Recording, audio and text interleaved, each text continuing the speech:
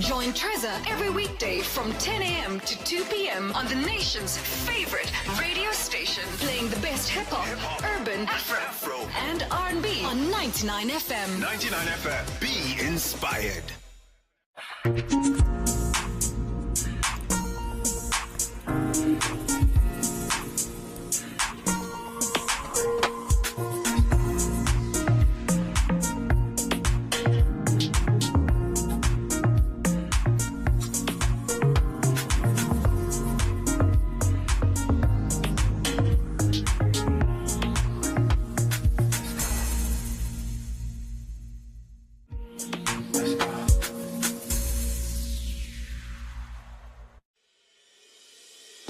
The International University of Management, a Namibian university dedicated to its people's future, a hub of abundant opportunities. We are IUM for life. We are IUM.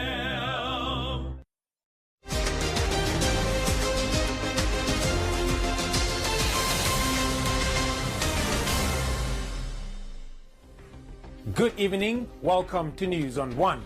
In the headlines, financial constraints negatively affecting operations of judiciary. Fishing sector remains an important asset of the economy. National Archives opens records restoration facility.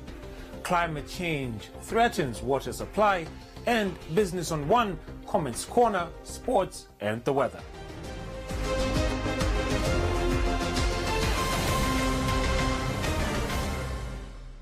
The judiciary lacks adequate resources. This came to light at the opening of the 2023 legal year in Windhoek yesterday, when Chief Justice of the Supreme Court of Namibia, Peter Shivute, stated that funds allocated to the judiciary do not always match what is actually required. He noted that although the Treasury is limited in its ability to avail adequate resources for the operations of the state organ, the reality is that without adequate resources, the judiciary can only sustain the minimum in terms of its service delivery. Chief Justice Shivute at the occasion stressed that although there is enormous desire among all members of the judiciary to do better to serve the nation, financial constraints negatively impact the work of the judiciary and get in the way of fulfilling its constitutional mandate.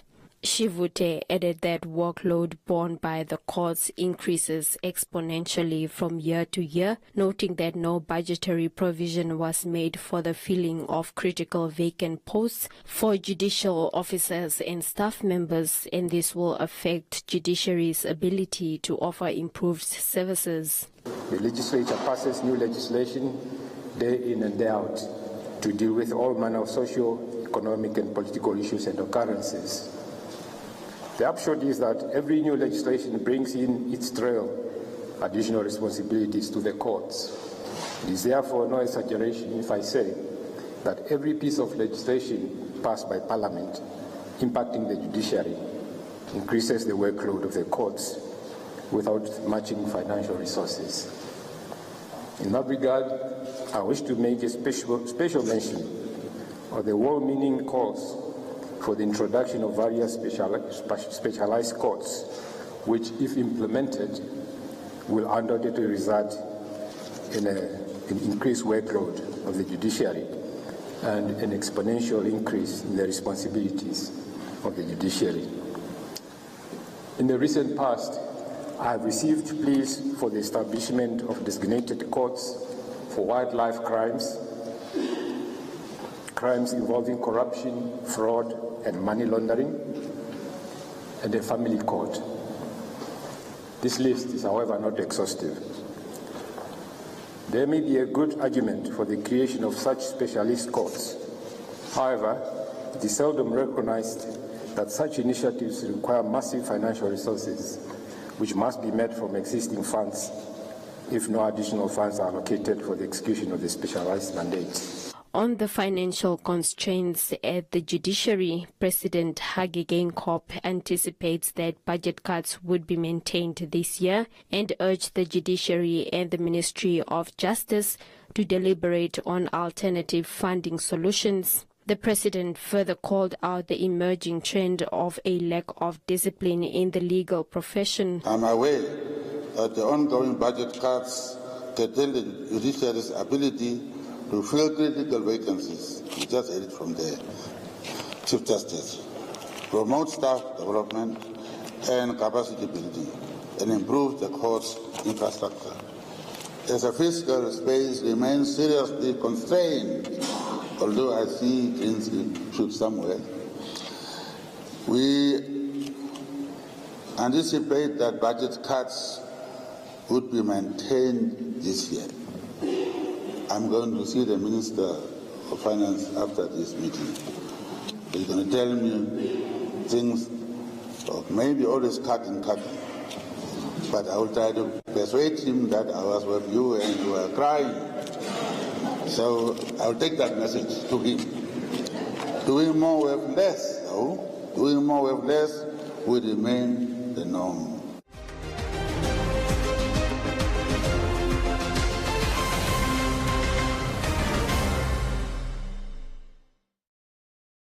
Swipe on it and win! Come bank with us and stand a chance to win the grand prize of an eco-friendly hybrid vehicle or one of 40 fuel vouchers worth $40,000 Namibian. Full tank, asseblief.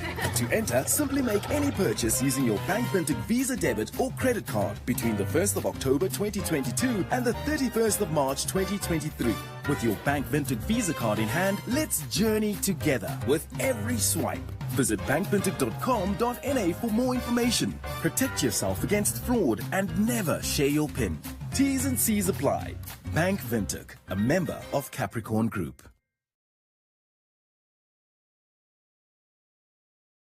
Ek kom nie terug nie. Ek sal altyd lief bly vir pa. Dan vergeet ek het ooit uitgevind 'n wet besondes met pa. My ma kon hom vergewe. A bomb exploded in the heights. What? When?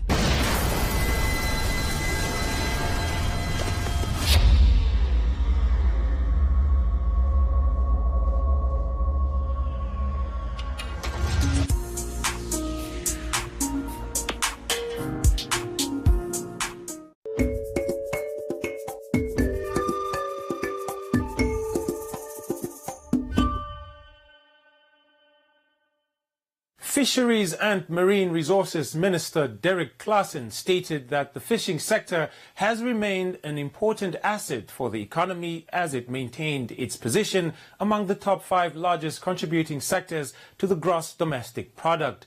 This is despite all the hardship and bleak economic outlook, the minister said. Claassen made these remarks during the staff address at the ministry yesterday.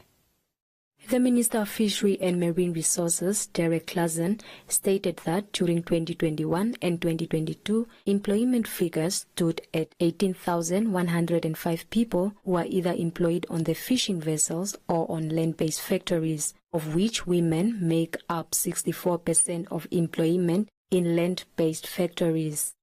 Claassen further stated that the ministry does not want to see job losses, thus efforts in providing employment can be seen via a government program which aims to re-employ fishermen whose jobs were lost as a result of varying reasons.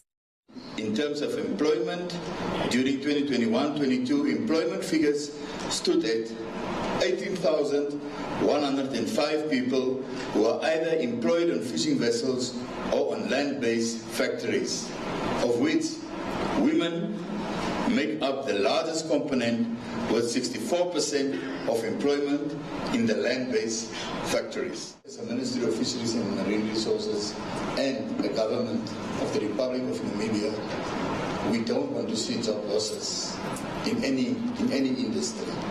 And that is why we are vigorously looking into opportunities, how we can get our people employed. Additional efforts in providing employment can be seen through the Government Objective Employment Redress Program, which aims to re-employ fishermen whose jobs were lost as a result of varying reasons. Various reasons. The Director of Policy Planning and Economics, Anna Erastus, reiterated the sentiments of the minister, emphasizing that the sector will continue to play a pivotal role in the economy. We do play a terms of GDP contribution and specifically to the employment. In terms of employment, I think in our speech of the minister we spoke about 64% of the female. Obviously you can get the other part, which is probably 36%. In addition, the Minister of Fishery and Marine Resources said that to date, the ministry has reviewed the strategic plan for 2021 and 2022, which shows that 95% of its target were achieved. The Ministry of Education, Arts and Culture officially launched the first ever in-house records restoration facility at the National Archives of Namibia today in Windhoek. The facility that is aimed at reviving damaged records comes as a result of a collaboration between the Namibian government and the Republic of Germany. Speaking at the launch, the chief archivist at the National Archives of Namibia, Muningando Jericho, stated that through the facility, the organization is able to present well-documented and preserved records to the nation and particularly researchers. We are looking at restoring and repairing damaged records. That is what we'll be doing in this facility. Through this, we provide the nation with well-documented and well-preserved records that reflects the history and the unpublished documentary heritage of our Namibian nation. Through that, again, we support education and research for our researchers, both local and international, as we provide access to these resources, and then we supervise records management in all government institutions. Minister of Education, Arts and Culture, Deputy Executive Director of Lifelong Learning, Arts and Culture, Gerhard Fries, thanked the German government, adding that this will make historical records accessible. I'm very pleased to inform the nation that from today on, our staff members at the National Archives of Namibia will be able to repair records that have been restricted from access to the researchers due to its physical nature, as they have become too fragile to handle over time. I would like to once again sincerely appreciate the Federal Republic of Germany, through the German Embassy in Namibia, for its continued support to the National Archives of Namibia in its endeavors to make historical records accessible to the general public. German Ambassador to Namibia, Herbert Beck, said that this donation signifies a good relation and commitment of the two states towards the diplomatic and cultural relation. The donation of the record restoration facility from the Landesarchiv is a continuation of a good diplomatic as well cultural relationship between Germany and Namibia. As we are getting ready to witness the official launch of the restoration facility, I wish all the Namibian and German partners involved in the project all the best for the next 3 years of cooperation and beyond.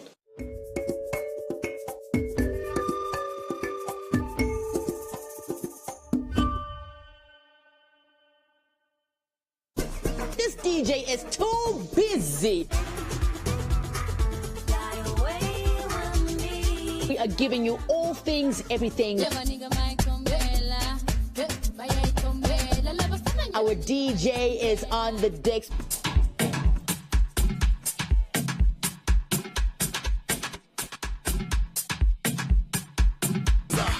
Join me, Sheulenga, for all this and more on The Tribe, exclusive to One Africa TV.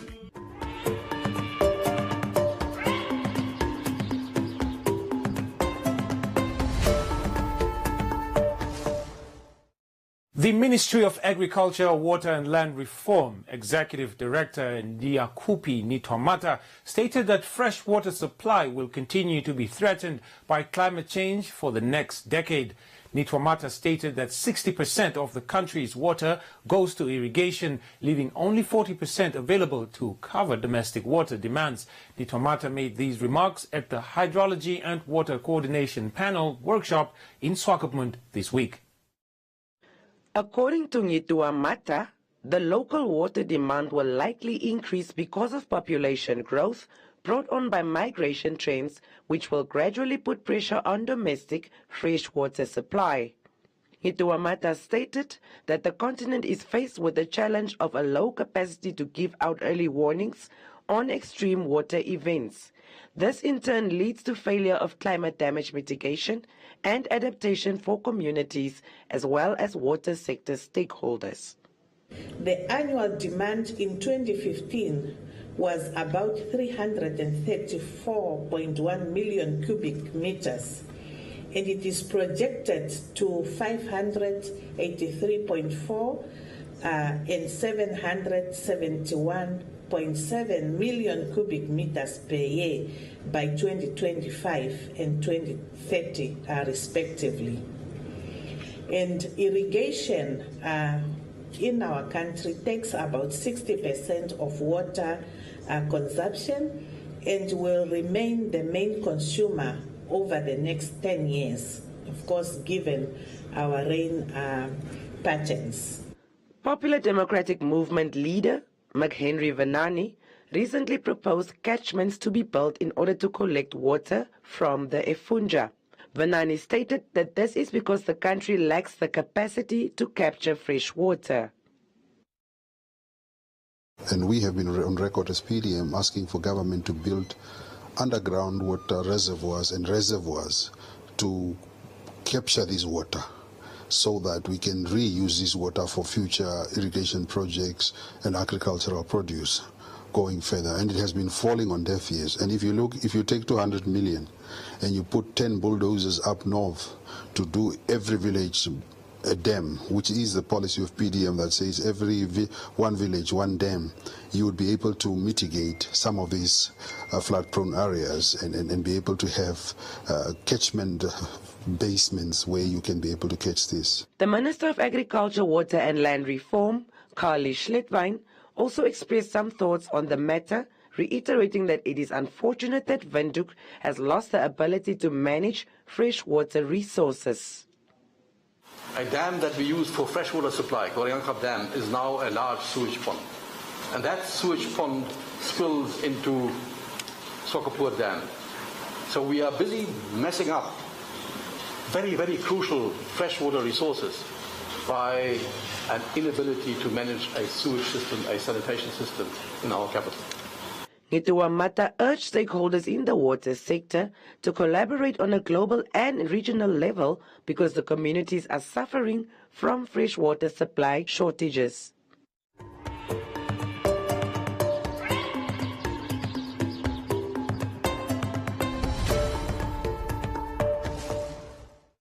Coming soon, only on One Africa, a remarkable journey into nature. Namibia is one of the least densely populated countries on this planet. The country's wildlife and environment enjoy constitutional protection, and unique fauna and flora inhabits this ancient arid country. The Conservation Film Foundation proudly presents Wild Namibia, a local TV series that focuses on conservationists in action. Filmed during the 2020 pandemic, this series documents the work of people who ensure Namibia's wild places continue to be conserved. Watch this action-packed exploration into environments few have seen before exclusively on One Africa on DSTV 284, DSTV Now and GoTV 90.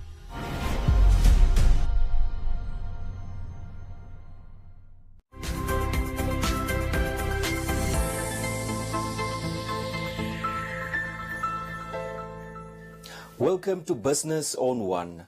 Two unemployed youth undergoing training in the MTC for Life project have challenged gender roles by venturing into spaces typically occupied by the opposite sex. This is after a 31-year-old woman from Enana in Ohangwena region took up training as a barber and a 27-year-old man as a nail technician. The two trainees, 31-year-old Tresia Nyulongo from Enana and Breshnu Toivo from Windhoek, are among 50 unemployed youth attending 2 weeks training in Windhoek and Ongwediva in order to become self-employed within the SME sector. The MTC for Life project aims to provide training for young people between the age of 21 to 35 to gain practical entrepreneurial skills in the fields of photography, graphic designer, barber, makeup, nail, technology, hairdressing, catering, sewing, baking and manufacturing. Before the training, Yulongo, the 31-year-old woman, volunteered at the Enana Library assisting learners with homework. She believes women are equally capable to thrive in the barber industry. I'm getting trained in barbering skills. This initiative is from MTC for Life project, and it's empowering us to become the business owners to own our own barbershops. We are getting trained by Joe's Fade Card, and the training is doing well. We are very happy for this initiative. I chose barbering skills because I have that passion of cutting hair, and this job, most of people think it's just for men, but I'm here to inspire other women to join the barbering industry. News on One caught up with Breshnu Toivo, who shared the news he always had a passion to become a nail technician. Toivo further added that he wants to create a space that is safe and inviting for everybody as a male technician. Being a nail technician is very big because I am not just planning on stopping at doing nails, because I believe our nail industry has so much room to grow, and we have great ladies like Antonia and the rest that are working towards building the industry, but also creating an atmosphere where we are creating our own products as Namibian people, because most of what we're using is not locally made, and some of these products aren't specifically tailored for our climate, like the gels and the powders. They as much as we tend not to observe it, it reacts to the climate that we're in, and Namibia can be relatively hot. The training is offered by 10 local professionals. News on One also caught up with Antonia Shinana, the owner of Tony Did It, who stated that they are currently trying to accommodate candidates from different towns in the acrylic course. Shinana added that the candidates are also going to learn about customer service, content creation and marketing. Right now, this is an acrylic course. Acrylic application course, so that's one of the main reason. But apart from that, we're also transferring business skills. With me being in this industry for about a decade now, though not full time, I've learned so much regarding running a business, a beauty business, that I can share with them. These guys here that are here with us today, that are joining us, we're just setting them up for such an exciting industry ahead, especially if they're really going to take it up and really commit to it, because there's always space for learning. We're always learning, even I'm always learning. So I think they're in for a good start. MTC will fund the project to the tune of 2.6 million Namibian dollars through its corporate social investment. After completing the training, each candidate will receive a startup toolkit to start their own businesses and a $5,000 capital.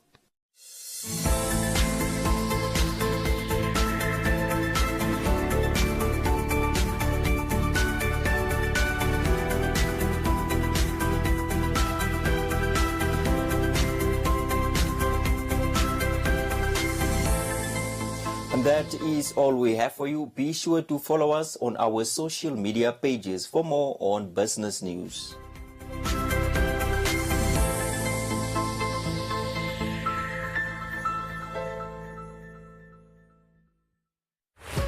One Africa brings you Netflix,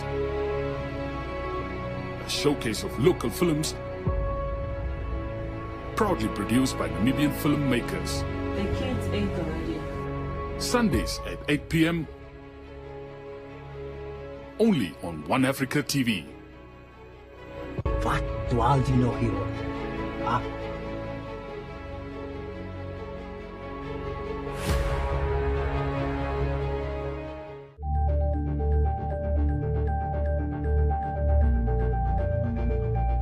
Dreams of a 26-year-old student to uplift his family from poverty are on hold as he dropped out of university due to funding. Herman Nangwasha was a second-year business information systems student at the International University of Management, but dropped his studies as his grandmother, the sole provider, is unable to cater for his needs. Sitekela encouraged the student to approach the constituency office for assistance. Saltiel said everything shall be well soon. Shitaleni hopes the NFAF will assist. Omer said, so many young people are suffering and the leaders do not care anymore. Josephine advised the young men to engage business people for employment. And that's it from Comments Corner. Up next is the sports section.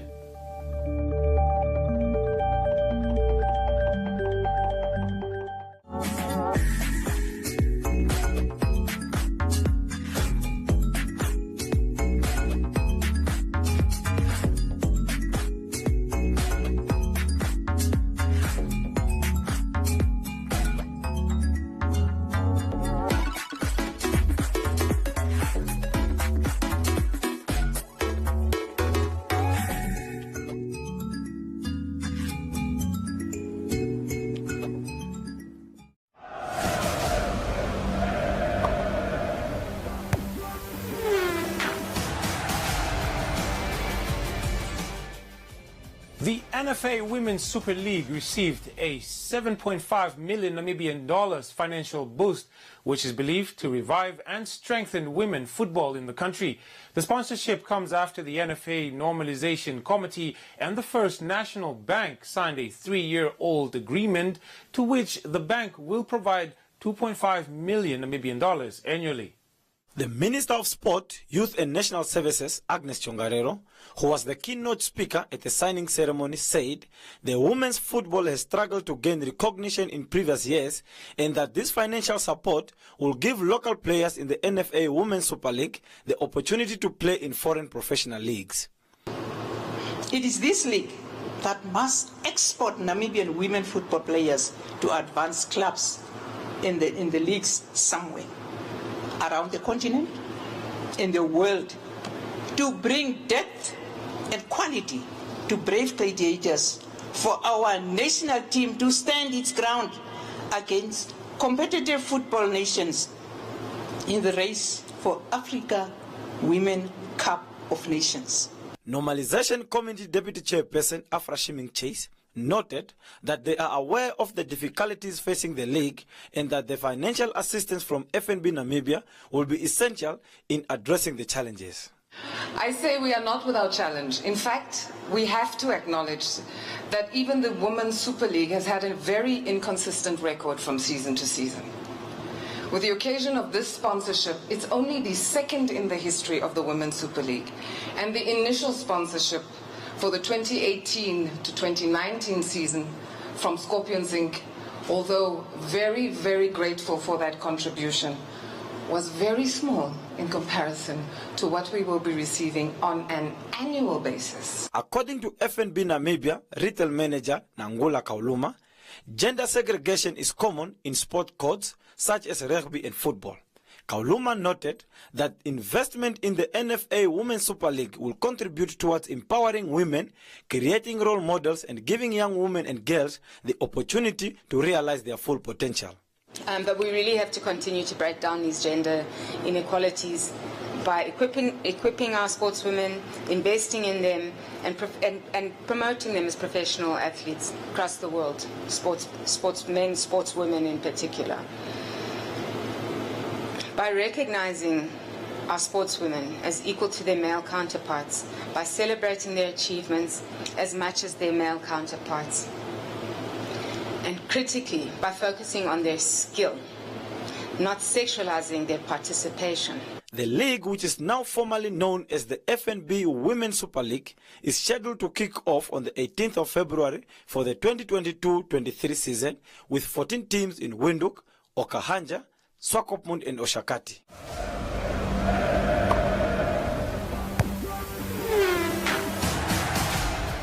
That's all the sports news we have for you. Please stay tuned for the weather forecast.